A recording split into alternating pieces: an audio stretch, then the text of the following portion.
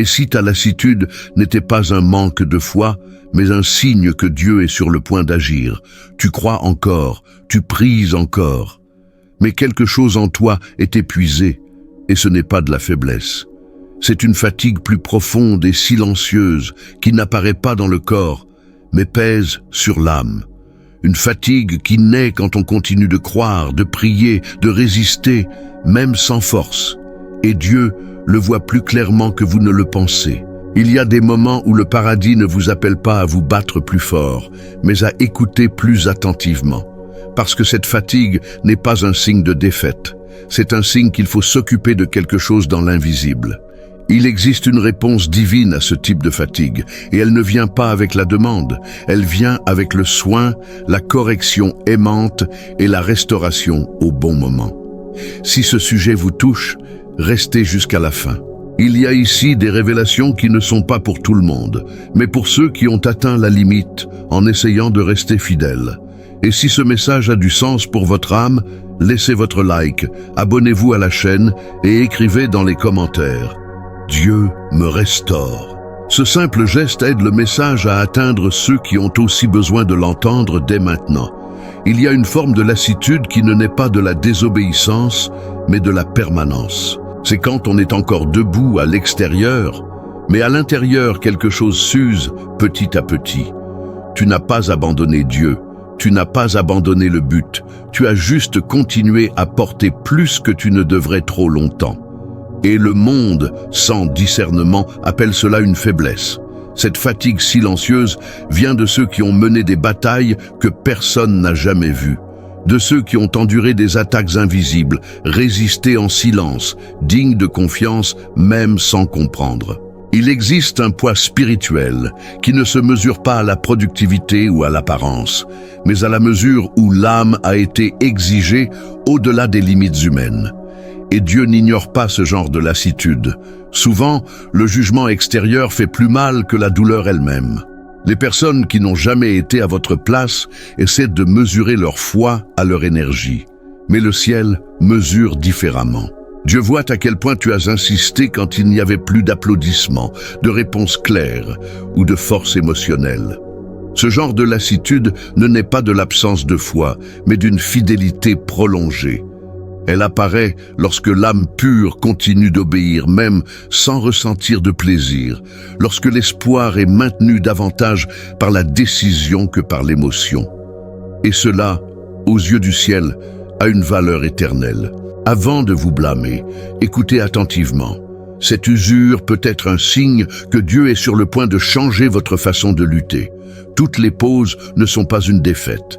Parfois, c'est une protection divine qui se manifeste avant que quelque chose ne se brise complètement. Il y a un moment délicat où la foi reste intacte, mais l'énergie ne suit plus. Tu crois toujours, tu pries encore, tu fais toujours confiance au plan de Dieu. Tu ne peux juste plus tout faire comme avant. Et cela engendre de la culpabilité, car personne ne vous a appris qu'il est possible de croire profondément tout en étant épuisé. C'est un moment où beaucoup sont spirituellement confus. Ils pensent que perdre le rythme signifie perdre l'onction, alors qu'en réalité, ce n'est que l'âme qui réclame une nouvelle forme de subsistance. La foi est toujours vivante, mais le corps émotionnel et spirituel ne répond plus à la pression constante. Et Dieu n'est pas offensé par cela. Il y a une différence claire entre abandonner et ne pas y arriver. Abandonner, c'est abandonner le but. Ne pas pouvoir le faire, c'est reconnaître les limites humaines face à des batailles invisibles. Dieu sait quand tu n'as pas arrêté par choix, mais par épuisement. Et cette lecture divine change complètement la manière dont la situation est traitée dans le domaine spirituel. Quand la force disparaît, Dieu ne retire pas sa présence. Il ajuste sa façon d'approcher. Au lieu de te pousser en avant, il t'appelle près de lui. Au lieu d'exiger un mouvement, il offre une couverture. Parce qu'il y a des phases où résister ne signifie pas avancer, c'est simplement ne pas lâcher sa main. Si aujourd'hui vous sentez que vous croyez encore, mais que vous ne pouvez plus vous présenter, cela ne vous disqualifie pas. Cela peut être un signe que Dieu vous prépare à une forme de restauration plus profonde, qui commence lorsque l'orgueil spirituel tombe et que la véritable dépendance se révèle. Il existe une idée dangereuse selon laquelle le peuple élu de Dieu vit toujours fort, toujours ferme, toujours plein d'énergie spirituelle. Mais les Écritures elles-mêmes démontent ce fantasme. Les hommes et les femmes profondément connectés au ciel atteignaient aussi la limite, se sentaient aussi vides et souhaitaient aussi s'arrêter lorsque la pression devenait insupportable. L'effondrement n'est pas l'absence d'appel, c'est souvent une conséquence de celui-ci. Ceux qui portent un but sacré affrontent des combats que d'autres ne verront jamais. Il y a des attaques silencieuses, des exigences internes, des responsabilités spirituelles et un niveau de résistance qui draine peu à peu l'âme. Dieu n'était jamais surpris quand tu étais fatigué. Il y a des moments où l'élu ne tombe pas dans le péché, mais sombre dans l'épuisement. Il n'abandonne pas sa foi, mais perd son souffle. Et cela n'annule pas la promesse. Cela révèle seulement que le vase doit aussi être entretenu. Le paradis n'est pas scandalisé par sa limite, il y répond. Quand quelqu'un appelé s'effondre, Dieu ne s'en va pas. Il s'approche avec correction, protection et direction. L'effondrement est souvent le moment où la dépendance cesse d'être un discours et devient une réalité. C'est là que le contrôle humain cède la place à l'intervention divine. Si vous êtes arrivé ici, ne l'interprétez pas comme un échec spirituel. C'est peut-être le moment exact où Dieu vous empêche de continuer de la même manière pour vous conduire vers une voie plus saine, plus profonde, plus alignée avec le but qu'il a lui-même établi.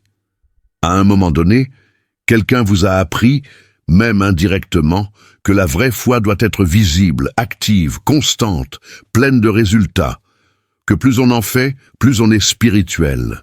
Et sans s'en rendre compte, cette logique a infiltré votre relation avec Dieu, transformant le repos en culpabilité et le silence en un sentiment de retard. Mais Dieu n'a jamais mesuré la spiritualité par la performance. Il ne t'a jamais demandé de prouver ta foi par une fatigue constante. Il y a des saisons où le ciel n'attend pas de mouvement, il attend la permanence. Il n'attend pas la production, il attend la fidélité en silence. Et cela demande un discernement que peu développent. Confondre foi et productivité engendre une profonde fatigue, car l'âme commence à croire qu'elle n'est acceptée que lorsqu'elle apporte quelque chose. Eh bien, ça sert plus, ça peut en prendre plus, voire saigner à l'intérieur. Mais ce genre d'effort ne vient pas de l'esprit, il vient de la peur de s'arrêter et de décevoir Dieu. Il y a des moments où croire, c'est simplement rester au pied du Seigneur, sans la force d'expliquer, sans l'énergie de jouer, simplement faire confiance au fait qu'il reste Dieu, même quand on ne peut rien faire.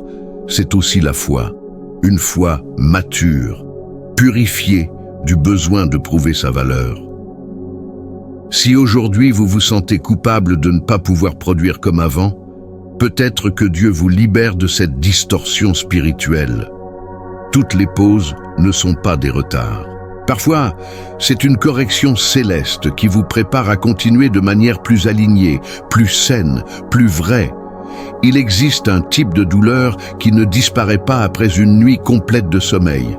Tu peux aller te coucher, perdre connaissance, te réveiller.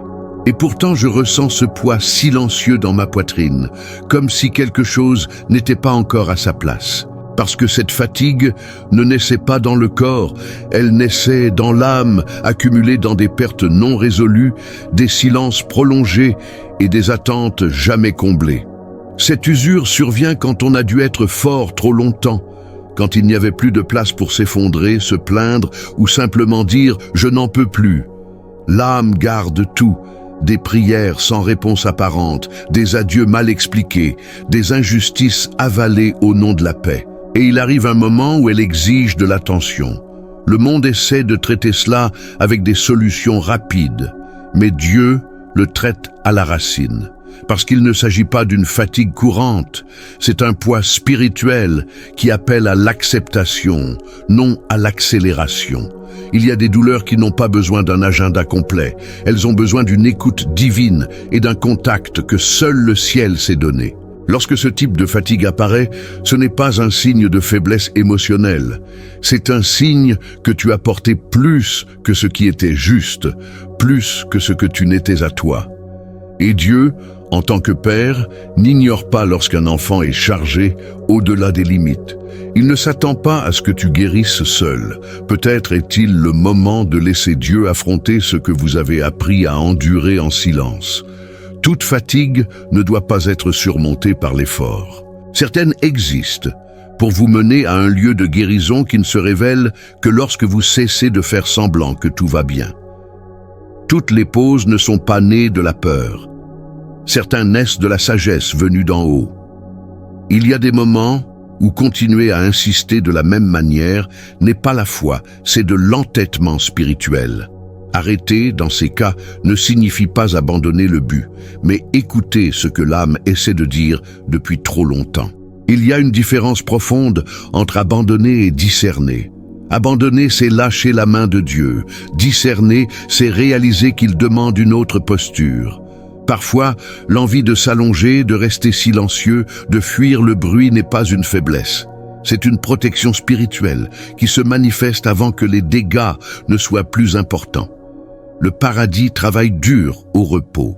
Pendant que vous pensez ne rien faire, Dieu réarrange les structures internes, purifie les excès, guérit des blessures invisibles. Arrêter dans ce contexte n'est pas un retard dans le plan divin. C'est un ajustement fin pour que vous puissiez continuer sans vous perdre. Beaucoup d'attaques spirituelles ne viennent pas vous faire tomber directement, mais vous garder épuisé, confus et coupable, au point que vous devez arrêter. Et quand on confond cela avec une rébellion, on finit par lutter contre le processus de guérison même que Dieu a commencé. Le discernement vous libère de ce piège. Si aujourd'hui vous sentez le besoin de vous arrêter un moment, ne vous accusez pas si vite. Demandez au Seigneur ce qu'il vous montre dans ce silence. Il se peut que cette pause soit exactement ce qui vous maintiendra entier pour la prochaine étape qu'il prépare déjà. Il y a des fardeaux que personne ne voit, mais qui drainent l'âme chaque jour. Il y a des responsabilités émotionnelles, des attentes placées sur toi, des douleurs qu'on ne peut pas partager parce que tu as toujours été la forte. Et petit à petit, ce poids invisible s'accumule jusqu'à ce que la fatigue devienne inévitable. Tu tenais des choses qui ne t'appartenaient pas. Il essayait de protéger les gens, de maintenir les environnements, de faire fonctionner tout même quand à l'intérieur il tombait en panne. De nombreuses fois, il priait en silence pour ne pas inquiéter qui que ce soit, avalait ses larmes pour ne pas paraître faible, continuait à marcher sans endroit où reposer son cœur. Ce type d'usure ne naît pas d'un manque de foi, mais d'un excès de responsabilité spirituelle et émotionnelle. Dieu ne t'a jamais appelé à porter le monde seul, mais tu as fini par assumer ce rôle par amour, loyauté ou peur de décevoir. Et le ciel vit chaque pas de cet effort silencieux. Le problème n'est pas de sentir le poids, c'est de le porter sans aide trop longtemps. Il y a des douleurs qui doivent être données à Dieu, pas gérées par la force humaine. Quand on essaie de tout soutenir, on finit par s'éloigner de la vraie dépendance, celle qui libère l'intervention divine. Peut-être qu'aujourd'hui Dieu t'appelle à lâcher prise sur ce que tu portes seul, pas comme un reproche, mais comme de l'attention. Le poids qui vous a épuisé est peut-être exactement ce que le Seigneur veut enlever maintenant pour que votre âme puisse respirer plus légèrement à nouveau. Il y a un moment sacré où la force humaine s'arrête, et c'est là que la présence de Dieu se manifeste plus clairement. Quand on ne peut plus soutenir des masques spirituels, des discours ou des performances, le paradis trouve de la place pour jouer. Dieu n'est pas intimidé par sa fragilité, il s'y déplace. Beaucoup pensent qu'ils doivent être forts pour que Dieu s'approche, mais la vérité est tout le contraire. La présence divine ne nécessite pas d'énergie, elle demande de sincérité. Quand vous n'avez plus de mots élaborés, ni le courage d'expliquer ce que vous ressentez, l'esprit comprend ce que le cœur ne peut pas dire. C'est dans l'épuisement que de nombreuses révélations se produisent. Lorsque le bruit intérieur est silencieux, l'âme devient plus sensible au toucher divin. Dieu ne vient pas avec des exigences en ce lieu. Elle arrive avec soin, avec un ajustement intérieur, avec une protection silencieuse contre des attaques que vous n'aviez même pas remarquées. À ce stade, la restauration ne vient pas comme une explosion, mais comme un soulagement, un repos qui n'est pas une fuite, mais un accueil accueillant, une sorte de paix qui ne résout pas tout d'un coup, mais qui redonne le souffle nécessaire pour continuer sans se perdre. Le ciel fonctionne avec précision quand on ne peut plus rien contrôler. Si aujourd'hui vous sentez que vous avez atteint la limite, ne l'interprétez pas comme de l'abandon. C'est peut-être le signe le plus clair que Dieu est plus proche que jamais, agissant silencieusement pour vous soutenir alors que vous réapprenez à respirer en sa présence. La culpabilité tente d'accélérer les processus que Dieu accomplit en silence.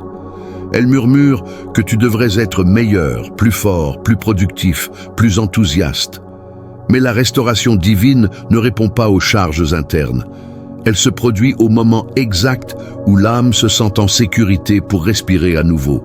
Quand on se blâme d'être fatigué, on finit par lutter contre le processus de guérison lui-même. Au lieu d'accueillir ce que Dieu traverse, vous vous forcez à revenir à la normale, comme si de rien n'était. Mais le paradis n'ignore pas les blessures juste parce que tu as décidé d'aller de l'avant.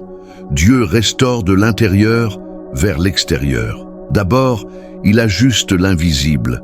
Pensée, émotion, souvenir, attente brisée. Puis, petit à petit, la force revient. Pas au rythme de la comparaison, mais au rythme de la vérité. Et ce rythme est généralement plus lent que ce que la fierté voudrait, mais plus profond que la hâte ne le permettrait. La culpabilité crée un bruit spirituel. Cela vous empêche d'écouter ce que Dieu dit en ce moment, car votre esprit est occupé à se charger pour ce qu'il ne peut pas encore faire. Mais le Seigneur ne vous presse pas. Il te guérit sans cérémonie, sans exposition, sans violence intérieure. Si vous trouvez que la restauration est lente aujourd'hui, c'est peut-être parce que Dieu fait quelque chose de solide. Ne te torture pas de ne pas être encore entier. Reste. Il existe des processus qui ne sont achevés que lorsque l'âme cesse de s'accuser elle-même et commence enfin à faire confiance. Il y a une tromperie silencieuse qui tente de s'installer quand la fatigue arrive, l'idée que vous avez échoué. Mais dans le spirituel, l'épuisement né de la fidélité ne trahit pas la défaite. Cela révèle l'appartenance. Cela montre que vous êtes resté assez longtemps pour ressentir le vrai poids de la marche avec Dieu. Ceux qui n'ont jamais vraiment été impliqués ne se fatiguent pas comme ça.